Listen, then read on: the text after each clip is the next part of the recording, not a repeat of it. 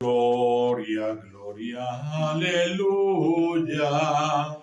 Gloria, gloria, aleluya, aleluya.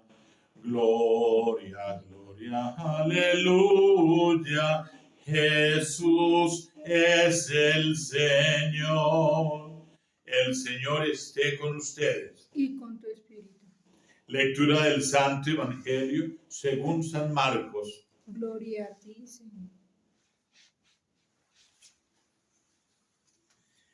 En aquel tiempo Pedro se puso a decir a Jesús: ya ves que nosotros lo hemos dejado todo y te hemos seguido.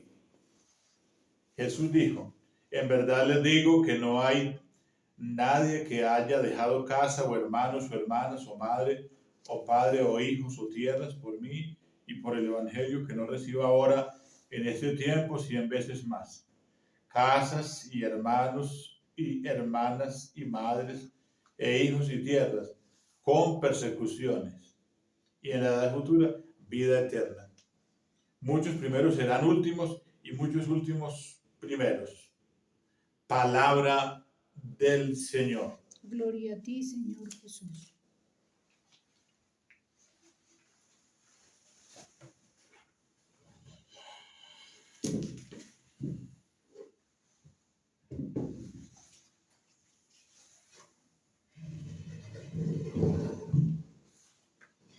Bueno, nos encontramos en una doble presentación del apóstol Pedro. La primera presentación es la de su carta, la primera carta del apóstol San Pedro, que se está refiriendo a los oyentes, que se está refiriendo al pueblo al que le está predicando, diciéndole enfáticamente que los profetas se imaginaban y se preguntaban a quién se referían todas las profecías y para quién era todo ese cúmulo de gracias y de bendiciones y de predicaciones y de manifestaciones del Mesías, del Señor que padece, del Señor que muere, del Señor que resucita. Y el mismo Espíritu, dice Pedro, les comunicó que no era para ellos, ese momento que estaban profetizando, sino que era para otro sector, para otro público, para un público futuro, es decir, para los gentiles, para los judíos del tiempo de Pedro, del tiempo en que Pedro está predicando. Entonces dice Pedro: profetizaron sobre la gracia destinada a ustedes, tratando de averiguar a quién y a qué momento apuntaba el Espíritu de Cristo que había en ellos cuando atestiguaban por anticipado la pasión del Mesías y su consiguiente glorificación. Y se les reveló que no era en beneficio propio, sino en el de ustedes, por lo que administraban estas cosas que ahora les anuncian quienes les proclaman el Evangelio con la fuerza del Espíritu Santo, enviado desde el cielo. Son cosas que los mismos ángeles desean contemplar. Entonces, por eso tenemos que estar bien vestidos, bien ceñidos los lomos de la mente y manteniéndose sobrios, confiando plenamente en la gracia que se les dará en la revelación de Jesucristo, siendo obedientes, siendo buenos, siendo personas atentas, receptivas para entender el mensaje que el Señor nos ha querido dar. Y no solamente es para la gente del tiempo de Pedro, sino para la gente del tiempo de este momento presente. Por eso la palabra de Dios sigue siendo hermosa, bella, sigue siendo sutil, sigue siendo espada de doble filo, pero también sigue siendo edificante. Sirve, como dice el apóstol también, Santiago, para instruir.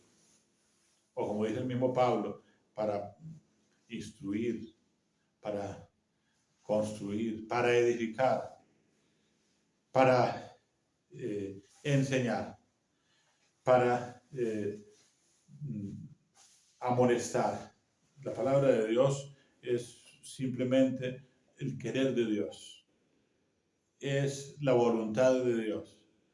El labor de Dios es lo que Dios ha dejado escrito aquí en esta tierra y aquí en este caso del Nuevo Testamento, por ejemplo, para que nosotros nos renovemos, para que nosotros renazcamos, para que nosotros nos salvemos, para que nosotros lleguemos al encuentro definitivo con Dios, para que nosotros imitemos a Pedro, para que nosotros imitemos a los apóstoles en lo bueno, ¿no? Y si en algún momento cometemos cosas malas, como el de Pedro que negó, y como de aquellos hombres que deseaban la venganza, que cayera fuego del cielo, bueno, también nos equivocamos, lógicamente nos equivocamos, lógicamente cometemos errores, lógicamente cometemos pecados, pero de eso se trata, de colocarnos de pie y reconocer que ya no queremos pertenecer a ese pasado horrendo, a ese pasado oscuro, a ese pasado lleno de pecado, a ese pasado lleno de maledicencia, a ese pasado lleno de maldad, a ese pasado lleno de impureza, sino que queremos pertenecer al reino de Dios. Y el reino de Dios, en el reino de Dios, aunque el reino de Dios es como el sol que alumbra sobre buenos y malos, sobre justos e injustos, y pues, lógicamente sabemos que en el reino de Dios está también, porque el Señor hizo la comparación, está el trigo y la cizaña, pero la cizaña tendrá que convertirse en avena, como hemos dicho en muchas ocasiones, que también la avena era la maleza del trigo y se convirtió en algo o en un alimento como más deseado que el mismo trigo. Para los deportistas, para los que quieren cuidar su cuerpo, su salud, su bienestar, en fin. Así también la cizaña, la mala hierba, debe convertirse en algo útil hasta para corregir, así como las mamás utilizan por allá ese rastrojo que hay en las casas que se llama verbena, y le dan unos ramazos a los hijos para corregirlos. Pues así también que la mala hierba que hay en nosotros iba para corregirnos y para mejorar todos los días de nuestra vida. Hoy el Evangelio nos está hablando precisamente lo que ayer nos hablaban del hombre joven que se acerca a Jesús y le dice, ¿qué tengo que hacer para alcanzar la vida eterna? Cumple los mandamientos, cumple los mandamientos. Señor, los he cumplido desde mi juventud. Solo te falta una cosa. El Señor lo mira con amor, lo mira con cariño y lo corrige y le dice, o lo invita, lo llama. Solo te falta una cosa. Ve, vende todo lo que tienes, dáselo a los pobres y después ven y sígueme. Y ahora continúa Pedro como buen interlocutor, como persona que entra en la escena, como quien dice, a nosotros que nos va a tocar, a nosotros que nos toca, dice Pedro. Ya ves que nosotros lo hemos dejado todo y te hemos seguido. Ya Pedro ha dicho antes. Bueno, y entonces ¿quién puede salvarse? Y el Señor le contesta, es imposible para los hombres, pero no para Dios. No para Dios. Concluíamos y decíamos, colocábamos ejemplos, como Job era el hombre más rico de Oriente, cómo se convirtió en un hombre justo y honesto, temeroso de Dios, que se aparta del mal.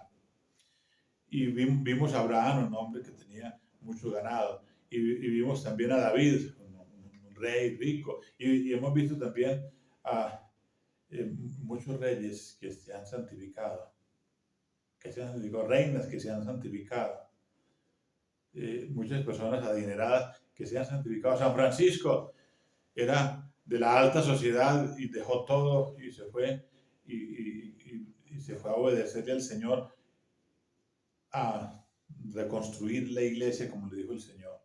Entonces, no es imposible para Dios, no es imposible para Dios. Para los hombres es imposible, pero para Dios no es imposible.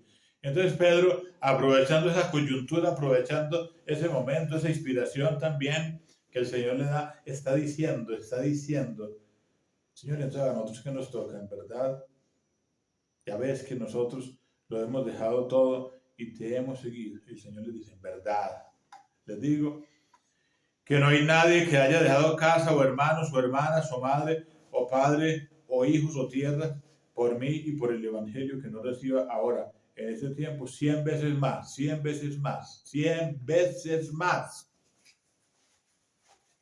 Casas, hermanos y hermanas y madres e hijos y tierras con persecuciones y en la edad futura vida eterna. Eso nos ha pasado a nosotros los sacerdotes, eso le ha pasado a la mayoría de los católicos, a la mayoría de los cristianos católicos, eso le ha pasado a la mayoría de los religiosos, religiosas, eso le ha pasado a los laicos comprometidos, eso le ha pasado a los misioneros. ¿Cuántas casas han conocido? ¿Cuántas parroquias han conocido? ¿Cuántos templos han conocido? ¿Cuántas parroquias hemos administrado? ¿En cuántas parroquias hemos sido párrocos los sacerdotes? ¿En cuántas casas nos hemos alojado? ¿En cuántas hemos recibido retiros espirituales? ¿En cuántas nos hemos quedado? ¿En cuántas hemos sido nombrados para vivir ahí? ¿En cuántas? ¿Y cuánto tenemos también? ¿Cuántas cosas tenemos? Porque hasta nos apegamos a muchas cosas de esta tierra, porque el Señor con nuestro trabajo también nos ha dado cosas propias, cosas propias.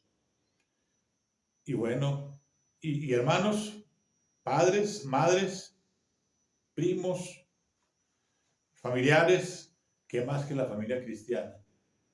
¿Qué más que la familia de la Iglesia Universal? ¿Qué más que la familia de la prelatura de la Señora de todos los pueblos? ¿Qué más que la familia de la sana doctrina? ¿Qué más que la familia de los que quieren hacer la voluntad de Dios? Encontramos muchas mamás que se comportan bien con nosotros, muchos hermanos con los cuales muchas veces nos hemos abrazado, nos hemos saludado, nos hemos dado la paz, nos hemos sonreído, hemos conversado, o los hemos confesado, o los hemos escuchado, o los hemos dirigido espiritualmente. ¿Cuántos amigos, cuántas personas, cuántas comunidades, cuántos grupos, cuántos consagrados? Esos son nuestros hermanos. Pero el Señor ya lo había dicho antes también. ¿Quiénes son mi madre y mis hermanos? Los que hacen la voluntad de Dios, los que hacen la voluntad de Dios. Si ven la coherencia y la sabiduría de Jesús, el Señor. Y termina diciendo el Señor, y en la edad futura vida eterna. Bueno, vienen persecuciones y viene vida eterna. Es decir, con todo eso vienen persecuciones. ¿Cuántas persecuciones por cualquier cosa? ¿Cuántas persecuciones por envidia? ¿Cuántas persecuciones por celos? Todas las que ustedes quieran, pero todo eso nos fortalece. Y decimos como Pablo, todo lo puedo en Cristo que me fortalece.